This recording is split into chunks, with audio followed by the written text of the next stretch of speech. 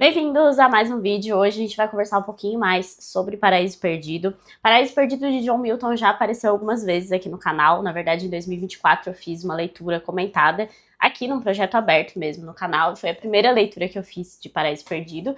E agora eu vou reler, então eu quero convidá-los a reler comigo. Estou fazendo uma leitura conjunta de Paraíso Perdido, que vai ter um cronograma fixo ali pra gente ler entre maio e junho. Depois tem um encontro ao vivo, material vitalício na plataforma pra fazer uma leitura guiada e aprofundada mesmo. Mas enfim, esse vídeo aqui também serve como uma introdução para quem tem interesse em ler esse livro ou quem quer em algum momento, né, pegar esse livro e saber mais ou menos qual que é o caminho. O link para se inscrever na leitura conjunta tá aqui na descrição, vou deixar no comentário fixado também. A gente começa a leitura em 11 de maio, então você pode se inscrever até lá. E qualquer dúvida pode deixar nos comentários também. Mas, de qualquer forma, tem um projeto aberto aqui no canal que eu vou manter no canal. Foi a minha primeira leitura, né? É óbvio que nessa releitura eu vou poder aprofundar muito mais e pegar muito mais referências, mas os vídeos vão se manter aqui no canal e também trazem um norte bem interessante. Na verdade, é um livro que apareceu algumas vezes, tanto em resenha, tanto em vídeos de listas. Nas minhas melhores leituras de 2024 também foi uma das melhores, disparado, assim, um dos melhores livros que eu já li na vida, no geral. Mas ele é um livro difícil, não dá pra negar que é um livro difícil. E é por isso que eu queria trazer algumas coisas pra vocês, para que vocês pudessem entrar nessa leitura com um pouco mais de clareza. Bom, sobre o que é Paraíso Perdido, afinal de contas, né? Aqui a gente tem um poema épico do século XVII. Então, por si só, isso já traz um peso, uma dificuldade de linguagem, de estilo, porque o poema épico tem um formato próprio e que eu acho que cada vez mais a gente perde esse contato com a poesia e cada vez mais a gente tem dificuldade em ler e entender poesia, né? Acaba sendo, infelizmente, um mal moderno, digamos assim.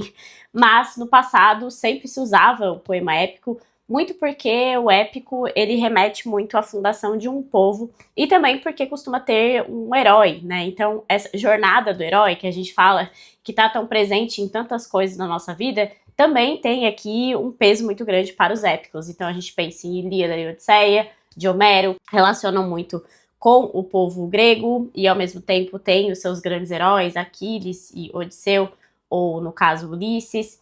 Tem também os Lusíadas, do Camões, que é assim o poema fundador da cultura lusitana, da cultura portuguesa. Então é muito importante para nós também, né, enquanto nação brasileira, conhecer os Lusíadas. Lá tem a formação do povo lusitano e na figura também do Vasco da Gama como esse herói do poema. Mas enfim, aqui em Paraíso Perdido a coisa muda um pouco de figura, porque afinal a gente já tá no século XVII. E o que o John Milton faz aqui, além de também querer fazer um grande poema da língua inglesa, e ele consegue, porque a gente considera esse o grande poema da língua inglesa, ele quis pegar um tema muito mais profundo e que diz respeito a todos nós. Porque o tema de Paraíso Perdido é a queda do homem. Então aqui a gente vai ter uma espécie de reconstrução da história de Adão e Eva no Jardim do Éden. Mas antes de chegar a esse ponto, né, antes de chegar no Jardim do Éden, no momento em que Eva vai provar do fruto proibido, da árvore proibida, ele vai reconstruir a queda de Satã. Então, um dos personagens centrais, talvez o mais importante aqui dessa obra, na verdade, é Lúcifer. É o diabo encarnado aqui nesse ser que era um anjo caído, que foi expulso dos céus por se rebelar contra Deus. Então é um tema bastante profundo e complexo que o John Milton vai trazer aqui com um aspecto sublime muito impressionante. Eu acho que o que mais me impressiona nesse poema sempre é essa ideia do sublime. Porque como o John Milton escolhe esse tema, que tem já esse peso muito grande, né? Ele ainda traz, nesse formato épico, com falas impressionantes, com eloquência, com um diabo extremamente bem desenvolvido aqui, e que inclusive foi motivo de várias interpretações, de vários estudos, porque muitos grandes estudiosos, especialmente os românticos lá, Percy Shelley, esposo da Mary Shelley, que inclusive usa muito de Paraíso Perdido em seu livro Frankenstein, ou Lord Byron também, enfim, esses grandes poetas foram muito influenciados por uma visão mais romântica do que o John Milton fez aqui com Satã, justamente porque ele criou um personagem extremamente profundo, eloquente, sagaz e que traz assim uma fala, uma oratória que a gente fica meio que hipnotizado. E isso me lembra um pouco também o Cartas de um Diabo ao Seu Aprendiz, do C.S. Lewis. Lewis, inclusive, que tem um livro específico só sobre Paraíso Perdido. Então vejam o impacto que esse livro teve na literatura e como ele tem tantas visões diferentes e tantas interpretações possíveis também. Não é a ideia aqui fazer uma leitura teológica desse livro, ou enfim, fazer uma interpretação teológica desse livro. Eu não acho que seja cabível isso em nenhum aspecto, porque John Milton não quis preencher lacunas da Bíblia. Ele vai pegar uma história bíblica e desdobrar e fazer ali uma ficção com base nisso, né? Como tem várias outras obras que utilizam muito das histórias bíblicas, a Bíblia é um dos livros mais importantes da literatura mundial, mesmo para quem é ateu, precisa ter ciência disso, né? Porque muitas alegorias, muitos tipos de personagens estão na Bíblia e são transpostos para várias obras posteriores, né? Mas aqui em Paraíso Perdido, então, a gente tem uma espécie de reconto desse início da Bíblia com Gênesis, né? Bom, quem foi John Milton, né? John Milton apenas foi uma das figuras que estava ali no centro de um caos político, social na Inglaterra, no único momento da história em que a Inglaterra deixou de ser uma monarquia.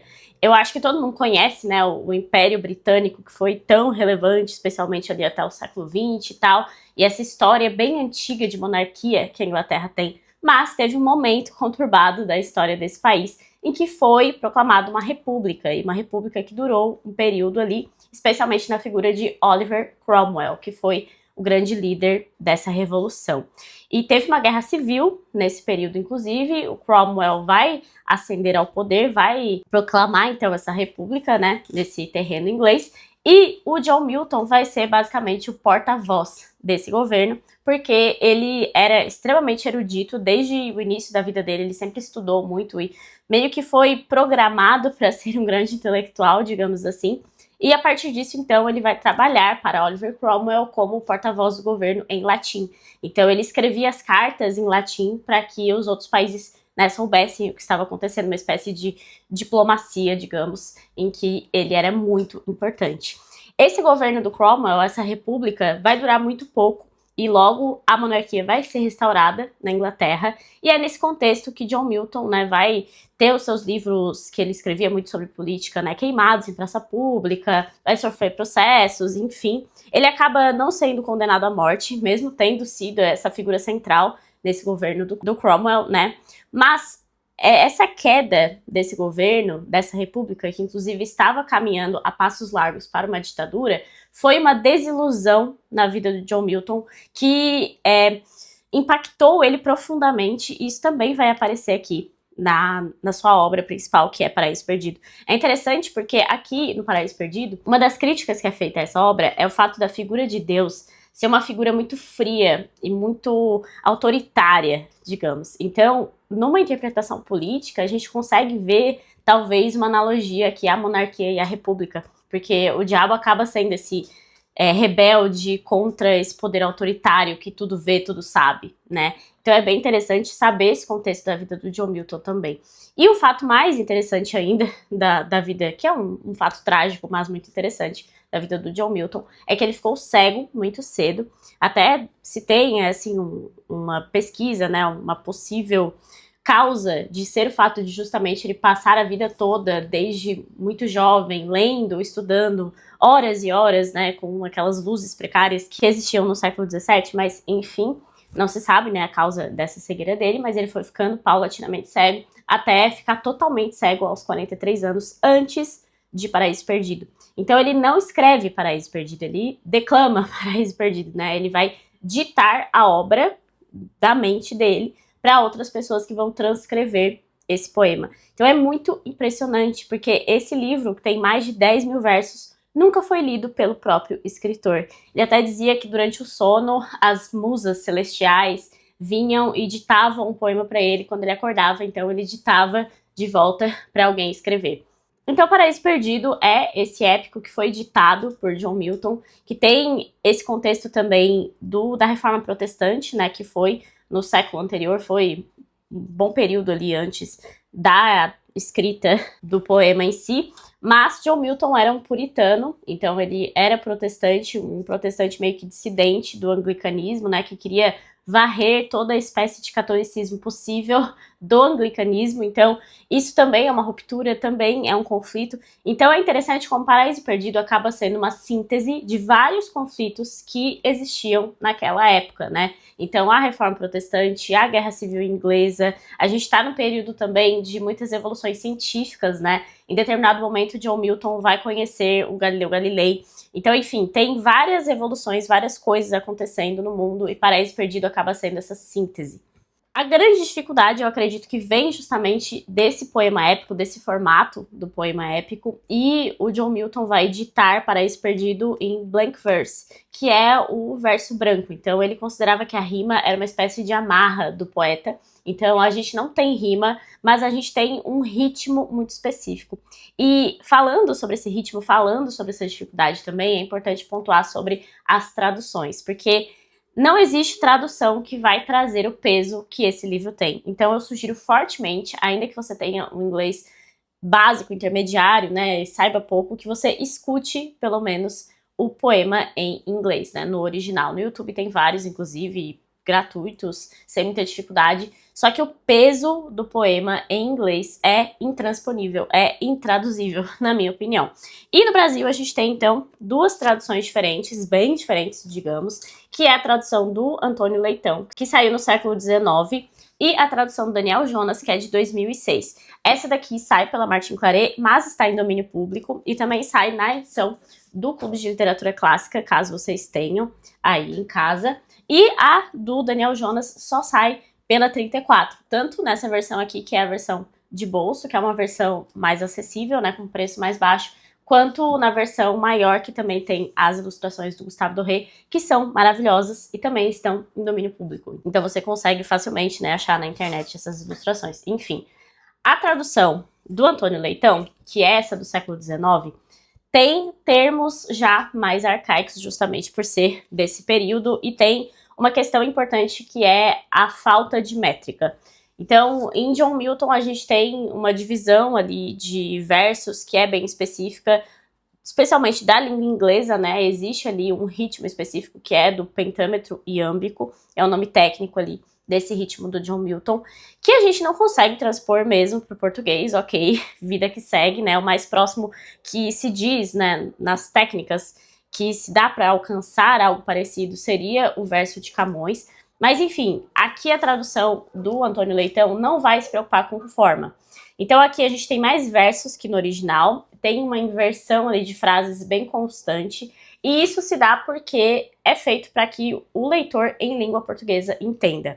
E isso é um fato. Aqui a gente consegue compreender mais facilmente. Enquanto que a tradução do Daniel Jonas tem uma forma muito parecida. Então, o Daniel Jonas foi um tradutor que fez o maior esforço possível para manter exatamente a métrica e as palavras e a ordem que o John Milton escolheu. Só que o fato é, né, que a língua inglesa não tem a mesma raiz que a nossa, então é muito difícil. Por exemplo, no caso da Divina Comédia, é bem mais fácil você achar traduções que usam a mesma forma de Dante Alighieri e que trazem muito para perto do que é o português, justamente porque a gente tem a mesma raiz, né, a raiz latina. Enquanto que aqui não tem como, então as duas traduções têm as suas dificuldades, têm seus pontos, e acaba que cabe ao leitor identificar qual que fica melhor para sua leitura, né. Eu, particularmente, comparei as duas, né, na minha primeira leitura, e achei muito mais fluido e mais bonito na tradução do Antônio Leitão. Então foi por aqui que eu fiz a minha primeira leitura majoritariamente. E agora na releitura eu tô pegando mais aqui também da edição da 34, porque agora, como eu já conheço o texto, já conheço o enredo,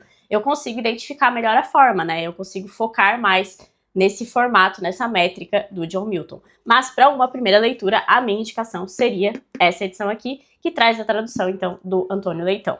Outra dificuldade bem grande que o poema traz aqui são as referências, porque era muito comum na época e foi uma grande dificuldade que eu encontrei também em Os Lusíadas, que é outro projeto que vocês encontram aqui gratuito no canal e aberto, que são as referências bíblicas, religiosas, misturadas às referências mitológicas. Então a gente tem figuras mitológicas e até a própria construção, assim, do universo, né? Então o inferno tem muitos elementos do Tártaro, tem muitas figuras mitológicas gregas e romanas, enfim, que estão ali convivendo com referências bíblicas e religiosas.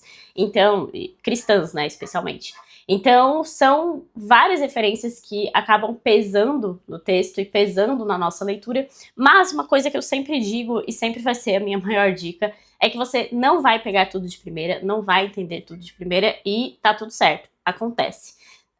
É para isso que esses grandes livros servem, para que a gente leia e releia pelo resto da vida. Então, por isso que eles são grandes clássicos da literatura, né? Eles nos ensinam em momentos diferentes da nossa vida e também mudam totalmente conforme a nossa percepção de tempo, de bagagem literária, enfim. Então, eu acho sempre que é importante entrar num livro desse com tanta densidade, com essa visão, com essa clareza. E claro, é por isso também que eu preparei a leitura conjunta, né? Justamente para ajudar nessas dificuldades. Mas é inevitável, somente com a sua leitura, uma leitura atenta, em voz alta, que você leia e releia, escolha traduções diferentes, escute no original. O primeiro canto mesmo, eu acho que na minha primeira leitura, eu li, ouvi, enfim, umas 4 vezes, assim, pra pegar realmente, entrar realmente na leitura. Mas a partir do momento que você vence o primeiro canto, você consegue entrar nessa leitura e é uma leitura maravilhosa.